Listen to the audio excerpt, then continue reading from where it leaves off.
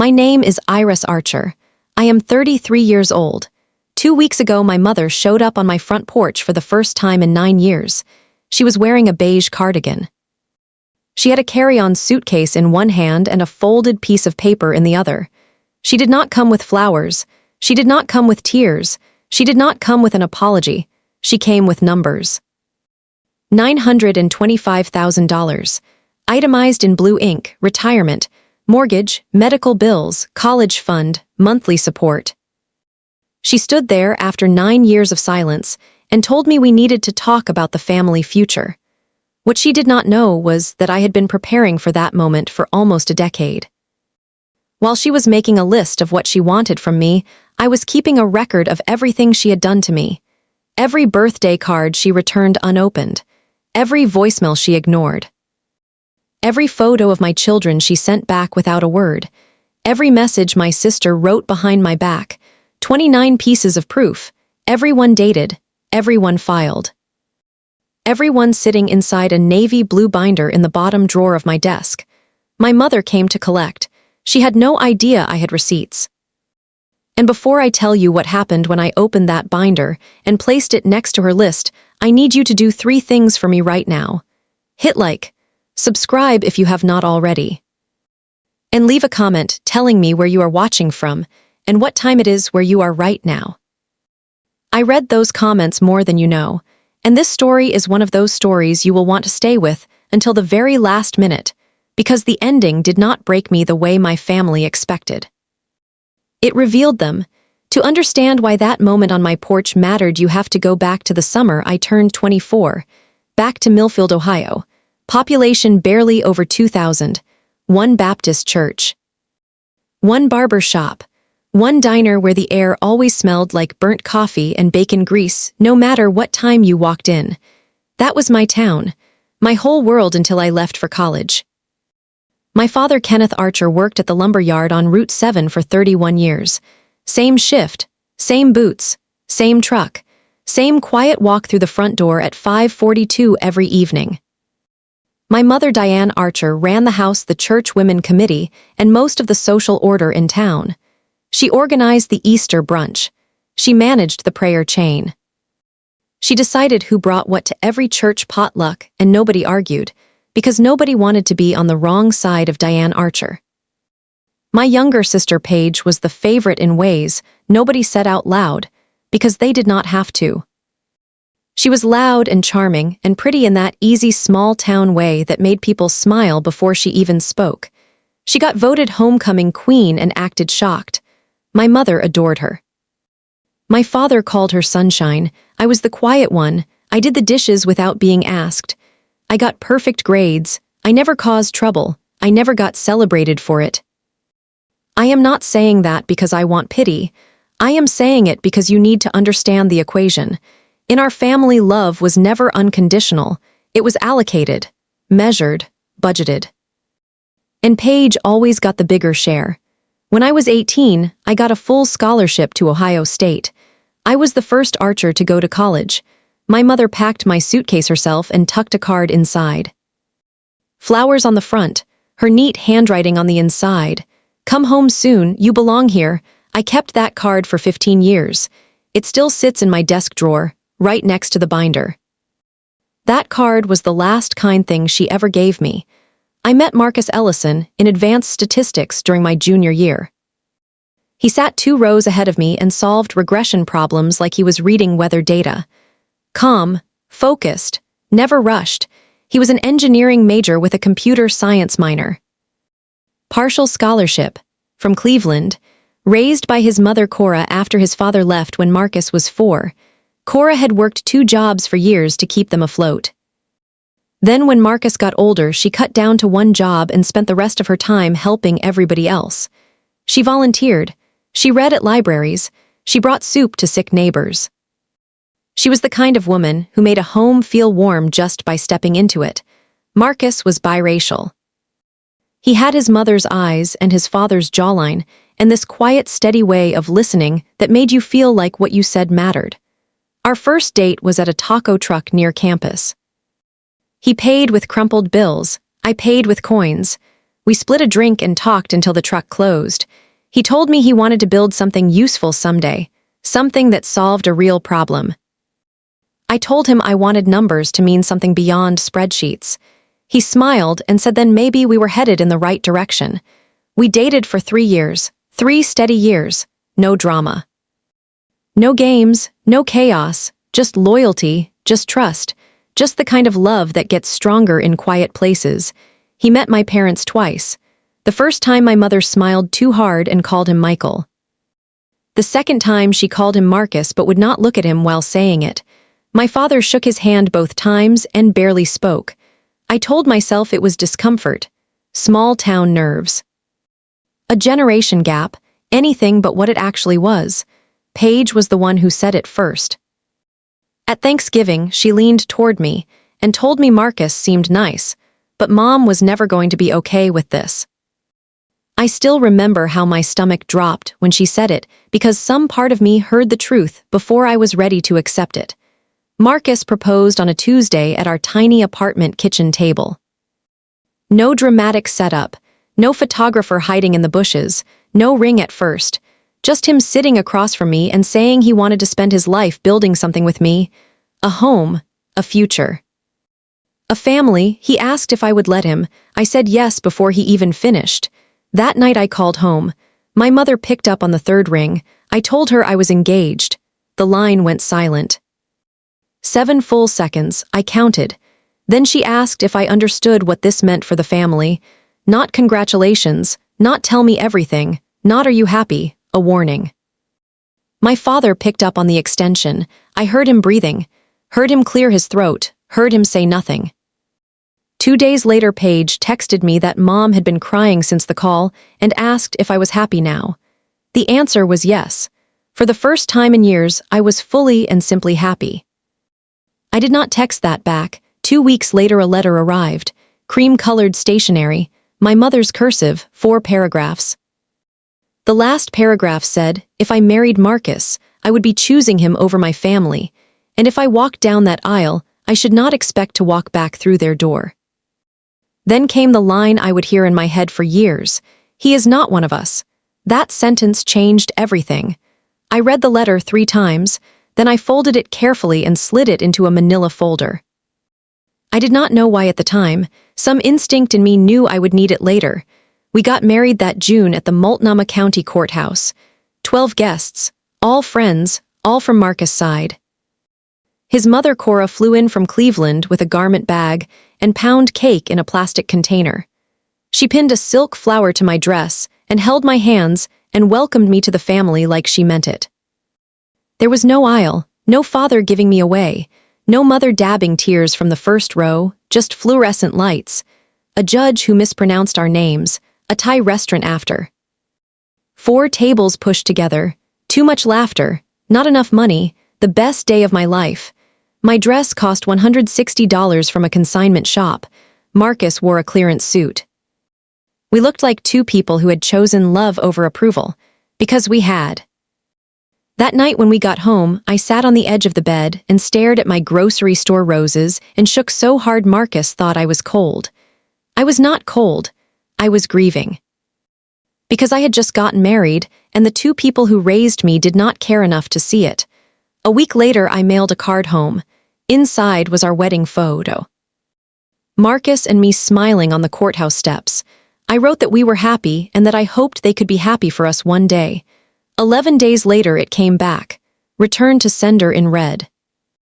I stared at that stamp for a long time, then I opened the manila folder, put the photo inside, took out a pen, wrote item 2, that was the beginning of the binder. The first year hurt the most. I called my mother 4 times, straight to voicemail every time. I left careful messages that sounded smaller than I felt. Messages where I kept hoping if I chose the perfect words she might hear her daughter instead of her anger. She never called back. I mailed birthday cards to both my parents. Christmas cards too. All returned. My father sent 1 text. Your mother needs time. That was all. 4 words. No explanation, no follow-up, no attempt. Paige posted a family dinner photo on Facebook that spring. My mother, my father, Paige, her boyfriend, smiling around the table. Caption said Sunday dinner with my people. I was not in the picture, I had not been invited. That was when I stopped pretending this was temporary. I printed the screenshot, not because I wanted to torture myself, because I wanted proof. Every returned envelope, every missed call log, every screenshot, every silence that had shape and date and evidence. I moved everything from the manila folder into a navy blue binder with 3 rings and tabs by year. At the time, I told myself I was just staying organized. I was a finance person. I kept records. That was what I did. But if I am being honest, something deeper was happening. I think I was preserving the truth before someone else could rewrite it. By year 2, Marcus left his job to build a software platform for small businesses drowning in compliance problems. Not glamorous work, not the kind of idea people brag about at parties, but it solved a real problem. SEC filings, audit prep, regulatory chaos for companies too small to hire a legal department. Marcus built the engine. I built the numbers. He worked in our garage with 2 monitors and a space heater and a $12 whiteboard from Goodwill. I came home from my analyst job and sat next to him reviewing pricing models and compliance logic until midnight. We were exhausted. We were broke. We were united. The company launched with 4 customers and a product that crashed twice on day 1. We fixed it and kept going. That same year, I upgraded the binder. I bought better tabs, clear sleeves. Red pens for labeling. Year 1, year 2, each item numbered, each date recorded. I still was not planning revenge. At least I did not call it that. I told myself I was keeping history.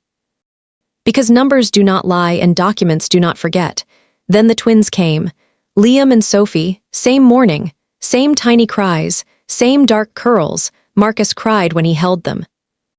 I had never seen him cry before. Cora flew in the next day and stayed 2 weeks. She cooked, cleaned, took night shifts, held babies so I could shower, crocheted blankets. Brought silver bracelets engraved with their birthdays. That is what a grandmother looked like. Months earlier, I had mailed my mother the ultrasound photos. Returned. After the twins were born, I mailed birth announcements. Returned.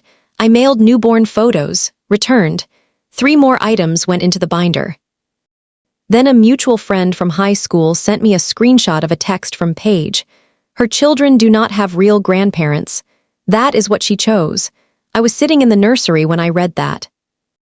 Liam in my arms, Sophie asleep in her crib, Cora humming in the kitchen while washing bottles. My children did have a grandmother. Her name was Cora Ellison. She flew from Cleveland every 6 weeks. She never missed a birthday. I printed Paige message and filed it too. By year 4, the binder had 19 items. Most weeks I forgot it existed. It sat in the bottom drawer behind tax folders and insurance documents collecting dust. But every time something came back from Ohio, I filed it. Marcus asked me once why I kept all of it. I told him because one day Liam and Sophie would ask why they never knew my side of the family, and I wanted to give them facts instead of bitterness. He nodded. Engineers keep logs too. By then, Compliance Corps had moved from our garage to a real office. Not glamorous, not huge, but real.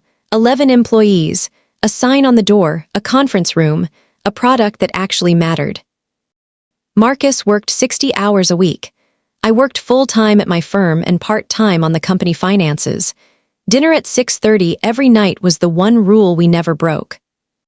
The silence from Ohio had become like weather. Some days I noticed it. Most days I did not. Then year 5 brought a different kind of wound. I checked Facebook one night and saw my mother had posted a photo from a holiday dinner. New dining set, Paige and her husband, a baby in a high chair, my nephew. Caption said my whole world. That was the first time I saw the child. I had never been told he was born, never congratulated, never invited, never asked. I closed the app and went to bed. I did not cry. That was the strange part. Some pain does not stay sharp, it calcifies. Paige got married in year 6. White church, live band, 5-tier cake, sparkler exit. I learned about it from Instagram 4 days after the wedding when someone else posted photos. They had gotten married in the same Baptist church where I was baptized at 12. My parents were smiling in the second row. I stared at that image for a long time, not because I envied the wedding. I had my wedding. What got to me was how normal they looked, how complete. How easy happiness seemed for them when I was excluded from the frame. I sent a gift anyway, monogrammed linen napkins, handmade, a wedding card wishing them happiness. 3 weeks later, the package came back unopened.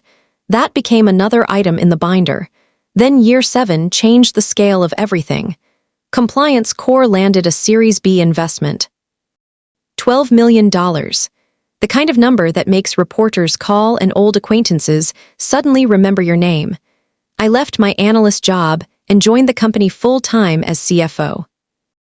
For the first time, my title sat next to Marcus on official paperwork. Founder and CFO, partner in every sense. We bought a bigger house, good neighborhood, public schools, plum tree in the backyard. Kitchen Island where the twins did homework while I reviewed projections. A local article mentioned our funding round. Not huge coverage, but enough for someone in Millfield to notice. A friend from high school texted me and said my mother had been asking at church what Series B meant. I read that text 3 times. My mother had not spoken to me in 7 years. But now she wanted to understand funding rounds.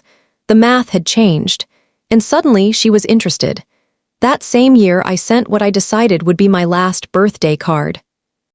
Inside, I included a photo of Liam and Sophie at their school fall festival. Matching flannels, face paint, missing baby teeth. On the back, I wrote that they asked about her sometimes, and I told them she lived far away. The envelope came back 9 days later. But this time, the flap had been opened and resealed with tape. Someone had taken the card out. Someone had looked at their faces. Someone had chosen to send it back anyway. I held that envelope in my hands for a long time. Then I labeled it Item 23. Opened, viewed, returned. That was the moment I stopped seeing my father as helpless. He might not have designed the silence, but he enforced it. Year 8 made the situation stranger. Compliance Core grew fast. 80 employees, new office in Austin, partnership deals. A regional business magazine put Marcus on the cover. Then my LinkedIn started getting anonymous profile views from Millfield, Ohio. Then Forbes named us one of the companies to watch. Then an old friend texted me again and said my mother had told someone at church she always knew Marcus was smart. Always knew. 7 years of silence, and now she always knew. I did not put that into the binder because it was gossip and I wanted facts, not rumors. But I wrote it on a sticky note and put it inside the cover anyway, because I knew a shift had started. My mother was not changing. She was recalculating. Then came the group chat. A friend named Tess called me one Monday night sounding rattled. She told me Paige had accidentally added her to a family group text for 3 full days before noticing and removing her. Tess had taken screenshots. 7 of them. I was in the parking lot at Liam's soccer practice when I opened the first one. Paige had written that our company was valued at $68 million last round, and if it went public, it could be worth $300 million or more. My mother asked how they should approach me. Paige said they needed a list, something specific, something layered, mortgage, retirement, medical, college, monthly support. She wrote that I was a numbers person and would respond to numbers. My father wrote only once, "This does not feel right." My mother answered that I had more money than the whole town and could afford to help family. He never replied again. I sat in that car with the engine off and the dashboard clock glowing 7:22 while my son ran across a soccer field outside and everything suddenly became clean. Not less painful. Cleaner. It had never been about misunderstanding. It had never been about needing time. It had never been grief or shame or confusion. It was strategy now. Planning, tracking, reconnaissance. I printed the screenshots and added them to the binder. Item 26. That was the moment I knew they were coming. And if you have ever had somebody disappear when your life was hard and reappear, when it became valuable, then you know exactly the kind of cold clarity I am talking about. If this part is hitting you in the chest, leave a comment. and tell me if you have ever seen love turn into math. And if you are still with me, subscribe now, because what happened next is the part no one in my family saw coming. That night after the twins were asleep, I showed Marcus the screenshots. He read them the way he reads code, line by line, slowly. When he finished, he looked at me and asked what I wanted to do, not what I should do, not what would be easiest, what I wanted. I told him nothing yet, but I wanted to be ready. The next morning, I called a family attorney named Grace. I did not want to sue anyone. I wanted to understand the limits. Could my mother make a claim on our assets, on the children, on anything? Grace walked me through it in 20 minutes. No legal standing. No grandparent rights in Oregon without an existing relationship. No way around the trusts we had already structured for Liam and Sophie. 9 years of documented estrangement would destroy any attempt anyway. I thanked her and hung up. Then I did something else. I sat at the kitchen table after midnight and drafted a letter. Not to send, just to write. I listed every item in the binder, every date, every returned card, every ignored call, every screenshot. By the time I finished, I realized something. I was not preparing a defense, I was preparing a mirror. Year 9 began with IPO meetings, bankers, lawyers, risk disclosures, slide decks, endless due diligence. Marcus handled product vision. I handled numbers, every forecast, every filing, every line that would go under regulatory review. The kids noticed we were stretched thin. Sophie once drew a picture of me at my desk with a speech bubble that said one more email. It made me laugh. Then it made me cry in the bathroom at work. Around the same time, we finalized 2 irrevocable trusts for Liam and Sophie. Protected, locked down, untouchable. I remember asking the attorney what would happen if a family member tried to access those funds. She said nothing. That is the point. Then something strange happened. The digital footprints from Millfield stopped. No LinkedIn views, no gossip from Tess, no weird church updates, just silence. And that silence scared me more than anything else because it meant the planning phase was over. Then Paige texted me, first time in 9 years, "Hey, just thinking about you. How are the kids?" I stared at those words for a full minute. How are the kids? As if she had been checking in every month. As if the last decade had not happened. I did not answer for a week. Then she texted again and said she would be in Portland for work and would love to see me. I said yes. Not at my house. At a cafe in the Pearl District. Public, neutral, limited. Paige arrived 15 minutes late wearing expensive ankle boots and a smile that felt rehearsed. She hugged me too long, told me I looked amazing 3 times. Then the questions started. How big was our house? What neighborhood? Private school or public? How many employees now? Was Marcus still running the company or had he stepped back? Had we raised more money? Was the IPO real? Was I still working or just doing family stuff? I counted 32 questions. Not one of them was an apology. Not one. Halfway through, I caught her angling her phone toward the parking lot window. She was taking a photo of my car. I answered vaguely, politely, carefully. When we hugged goodbye, I knew exactly what it had been. Reconnaissance. She was not there to reconnect. She was there to report back. I drove home and added item 28 to the binder. 32 questions, vehicle photographed, no apology, no remorse. That night I called Grace again and told her they were coming soon, probably after the IPO. She listened and then said something I will never forget. She said I did not need a lawyer for what was coming. I only needed to decide what I was willing to say. She was right, because this was no longer legal. It was moral, emotional, personal. It was about whether I was going to let a woman who erased me for 9 years walk into my life and rename the silence a misunderstanding. Then came the IPO, a Wednesday in October. NASDAQ floor in New York, Marcus in a charcoal suit, me in a navy blazer, cameras, flashing screens, too many people, too many numbers. The stock opened at $18, closed at $22. Market cap $440 million. Marcus and I still owned enough that on paper our share was worth $44 million. $44 million. I have worked with numbers my whole life, and even then that one did not feel real. That night in the hotel, I stared at room service sushi and my phone. 5 missed calls. Millfield, Ohio area code. 3 from an unknown number. 1 from my father. 1 from my mother. 9 years of silence, and the phone started ringing the moment the valuation became public. The next morning, my father left a voicemail. His voice sounded older, thinner, careful. He said he saw me on the news, said he was proud of me, said he had always been proud of me. Then he told me my mother wanted to talk and had things she wanted to discuss. I replayed that message 3 times. Proud of me.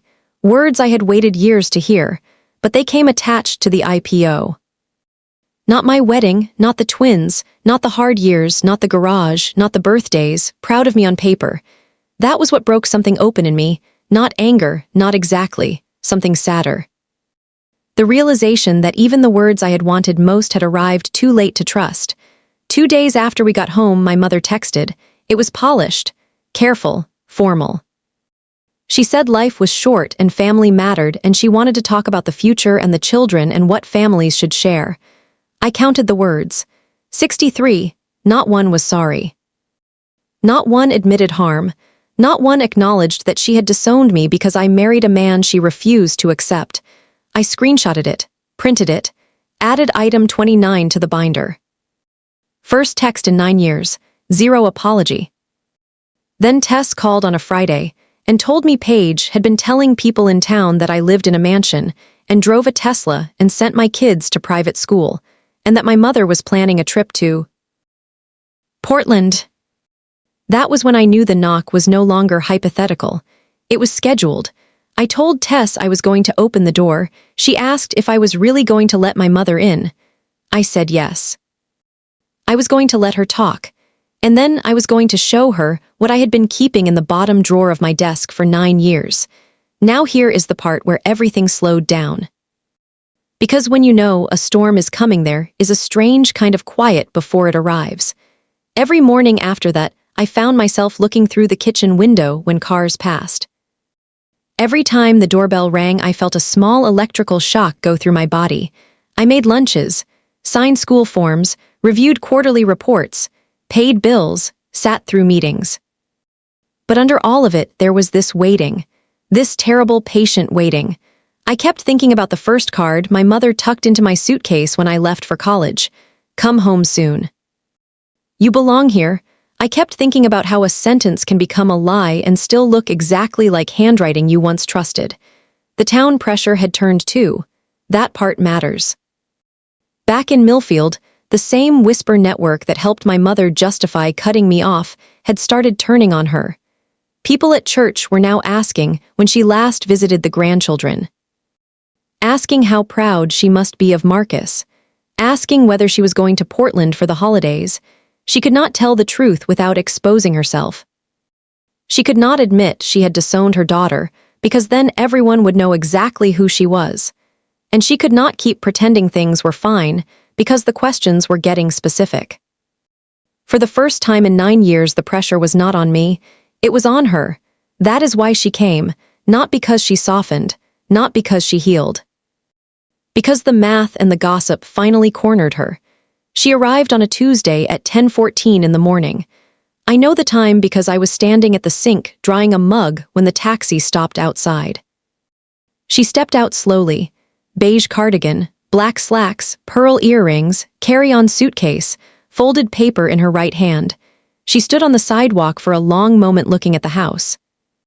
Not like a mother seeing where her daughter lived, like someone assessing value. Then she walked to the porch. The doorbell rang. I opened the door. She looked older, more gray at the temples. More lines around the mouth. Same green eyes. Her eyes were already wet. She said my name. Then she said she had come to talk about the children's future, not that she missed me. Not that she had made a mistake, not that she loved me. The children's future. The children she had never met. The children whose photos she had returned. I stepped aside and told her to come in. I did not take her to the living room. I took her to the kitchen. Truth lives at the kitchen table. It always has. I poured water into 2 glasses. No coffee. Coffee is for people who are staying. She sat down and looked around. Her eyes landed on the refrigerator where a photo of Cora was clipped beside the twins' art projects. Cora at the beach with Liam and Sophie laughing in her lap. My mother looked at that picture for several seconds and something moved across her face too fast to name. Then she unfolded the paper. Blue ink, 5 bullet points, every line clean and deliberate. She read them out loud. Retirement fund for her and my father. College money for Paige's son. Medical bills. Mortgage payoff on the family home. Monthly support. Total $925,000. Then she folded the paper and set it between us and said this was what family did. I looked at that list. 9 years, 9 years of silence. And this was her first full conversation with me. An invoice, I did not say anything. I picked up the paper, read it once, folded it again, set it down, then I stood, walked to my office, opened the bottom drawer, and lifted out the binder. It was heavier than her list by pounds and by years. Navy blue, 3 rings, full of tabbed sections and clear sleeves and red labels. I carried it back into the kitchen and set it on the table beside her single sheet of demands. She looked at it and asked what it was. I told her if she brought a list, then so had I. Her face shifted then. Confusion first, then discomfort, then the first flicker of fear. I opened to year 1 and I started reading. I did not shout, I did not cry. I read the way I would read an audit summary to a boardroom. Exact, calm, sequential. Item 1, birthday card, mailed September 12, returned unopened September 23. I placed the envelope on the table. Item 2, wedding photo, mailed June 14, returned June 25, another envelope. Item 3, Christmas card, returned, then voicemail transcripts, missed call logs, screenshots, birthday cards. Birth announcements, Facebook captions, every attempt, every return, every absence. I laid them out slowly, not for effect, for accuracy. My mother kept opening her mouth and closing it again like she was waiting for a pause that never came. I went year by year. I read the text from Paige about my children not having real grandparents. I read my father's 4-word message about her needing time. I read the lines from the group chat where Paige said to make a list, and where my mother said I had more money than the whole town. When I got to the opened and resealed envelope with the twins' photo, inside I held it up and asked who opened it. Silence. Then I said my father must have wanted to keep it, and she must have made him send it back. That was the first crack. Her voice dropped low, and she whispered that she had been afraid. Afraid that if she let any of it in she would have to admit she had been wrong. For 1 second I saw something real. Not performance, not strategy, fear, regret maybe. Then it vanished. Her spine straightened, her chin lifted, and she said I had left them. That was when I knew there was no saving this moment. Because even with 29 pieces of proof spread across my kitchen table, she still needed to make herself the victim. I closed the binder and placed my hand on it. On the left side of the table sat her paper with 5 bullet points and $925,000 in demands. On the right side sat 9 years of documented silence. I told her she had not come because she missed me. She had come because the numbers changed. She stood up so fast the chair scraped against the tile. Then she said something I will never forget. After everything we did for you growing up, this is how you repay us. That word, repay. As if food and school supplies and shelter had been loans. As if parents raising a child created a bill that comes due once the child becomes profitable. I told her raising me was not a debt.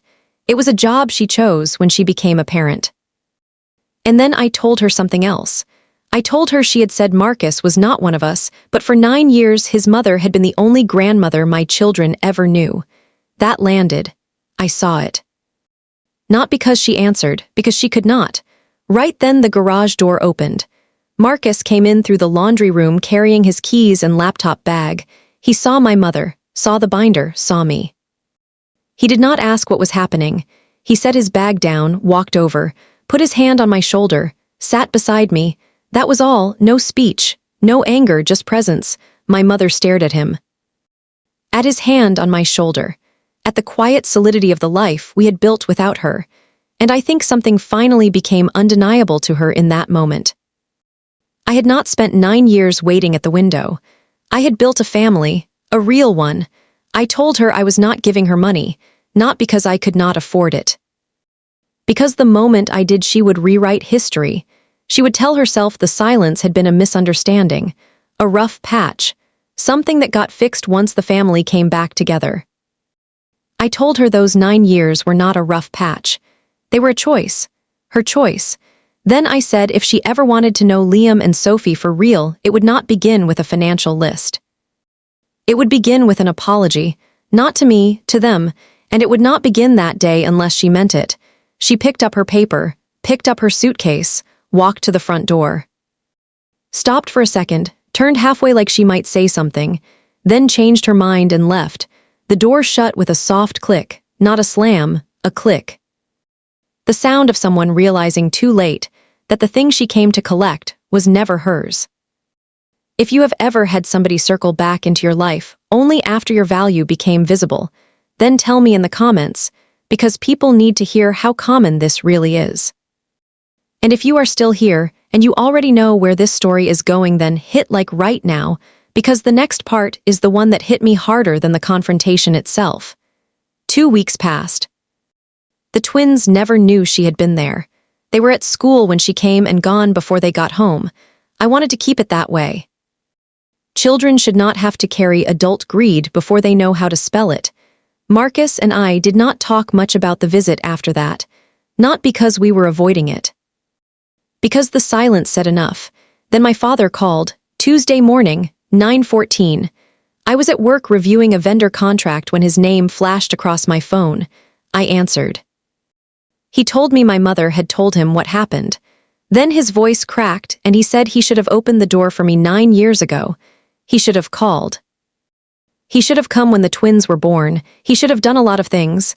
Then he said he was sorry. And this time it sounded different, not polished, not strategic, worn down, human. He said he did not want money. He wanted a chance to know his grandchildren if I would let him try. I stayed quiet for a long moment. Then I told him I believed he meant it. But belief and trust were not the same. I told him we would start with phone calls every 2 weeks.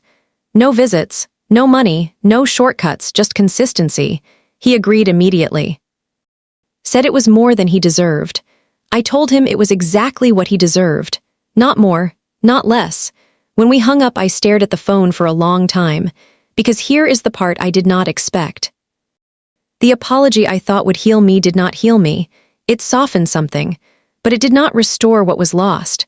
That is the brutal thing about time. When people waste enough of it, you can forgive them and still never get it back. Paige texted once after that, "You could have just helped." That was the entire message. No apology, no self-reflection. No shame, just irritation that the plan had failed. I did not answer. Some messages collapse under their own weight if you let them sit long enough. My mother never called, never texted, never wrote. The silence returned, but this time it belonged to her, and that changed everything, because for 9 years I thought silence meant loss. Then I learned silence can also mean boundary, peace. Completion. The binder stayed in my bottom drawer. 29 items, 9 years, no item 30, and I hope there never will be, but I will tell you the truth. The hardest part was not her showing up with a list. It was what happened later that night after everyone was asleep. I opened that bottom drawer again, not because I needed more proof. Because I wanted to see if all those years still hurt the same now that I had finally said everything out loud. I took out the first item. The card my mother had slipped into my suitcase when I left for college. "Come home soon. You belong here." I had kept it next to the binder all those years, because some broken part of me thought maybe those words had once been true. I sat on the floor of my office and looked at that card and finally understood something I wish I had known sooner. Home is not the place that threatens to lock the door when you love the wrong person. Home is not the voice that goes silent until success makes you useful. Home is not the family that keeps score until your life becomes valuable enough to invoice. Home is the man who sat beside me without a speech. Home is the woman from Cleveland who flew every 6 weeks and taught my son to make grilled cheese. Home is the little girl drawing me at a desk, saying one more email. Home is the little boy kicking a soccer ball while I read the screenshots that revealed exactly who my family had become. Home is the kitchen table where truth finally had somewhere to sit. And that realization broke me harder than any letter my mother ever wrote, because I finally understood I had spent years mourning a family I had already outgrown, not morally superior to, not financially above. Past, I had built something stronger than the thing I was still grieving, and once I saw that I could not unsee it, my worth was never in the company valuation. Not the 12 million Series B, not the 44 million on paper, not the house, not the car, not the IPO headline. My worth was there when I was a young woman in a tiny apartment with courthouse flowers and shaking hands. It was there in the garage with a space heater and unpaid sleep. It was there when I kept mailing birthday cards to people who did not deserve the effort, because loving people had not yet hardened into caution. It was there long before the numbers changed. That was the part my mother never understood. She thought success created value. It only revealed what she had failed to recognize.